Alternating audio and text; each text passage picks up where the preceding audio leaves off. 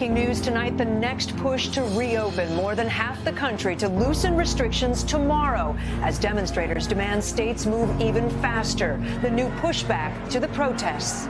It's devastatingly worrisome to me personally.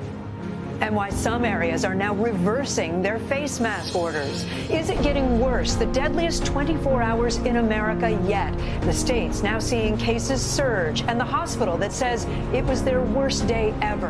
Good evening. Across so much of the country tonight, it is starting to feel like the grip of this pandemic is loosening. Many states have reopened public spaces this weekend, and as we start the work week tomorrow, more businesses will reopen in more than half the states. But we got a stark reminder today that families are still losing loved ones at an alarming rate.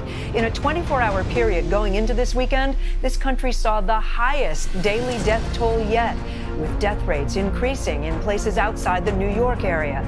We're covering many parts of the story tonight, and we begin with Blaine Alexander in Atlanta. The race to reopen is heating up, with warm weekend weather drawing people out of their homes in droves and more protests sweeping the country. Open up our state! Tomorrow, a new wave of states will open their doors. They're eager to get back to work. They're excited. Starting Monday, more than half the country, 32 states, will be at least partially open for business. Among the latest, Arizona, Florida, Indiana, and Missouri all reopening tomorrow. Both Washington and Kentucky set to join in about a week. I'm glad to get people back to work. Beaches in Clearwater, Florida will open their shores Monday. That's good news for Clear Sky Cafe. Tables are about 8 feet apart.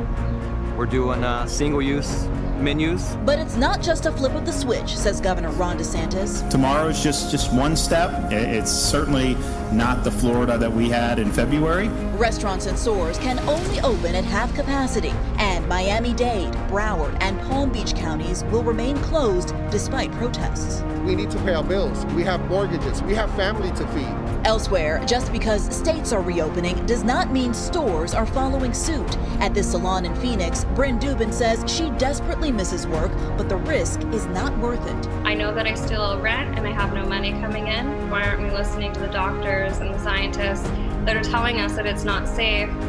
Why put yourself at risk and put your clients at risk? With the federal guidelines for social distancing officially expired, the call to reopen is growing louder. Give us our freedoms back! Protesters sweeping Massachusetts, Maine, and Illinois, many without masks, raising new concerns. It's devastatingly worrisome to me personally, because if they go home and infect their grandmother or their grandfather, they will feel guilty for the rest of our lives. So we need to protect each other at the same time we're voicing our discontent.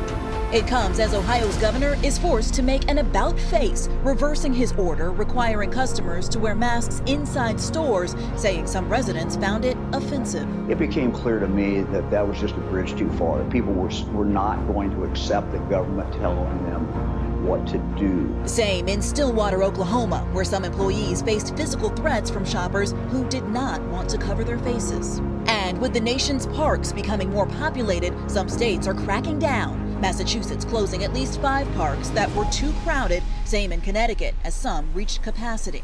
And in the nation's capital, where the city is still under a stay-at-home order, it's back to work for some on Capitol Hill. The Senate back in session Monday as the House remains in recess.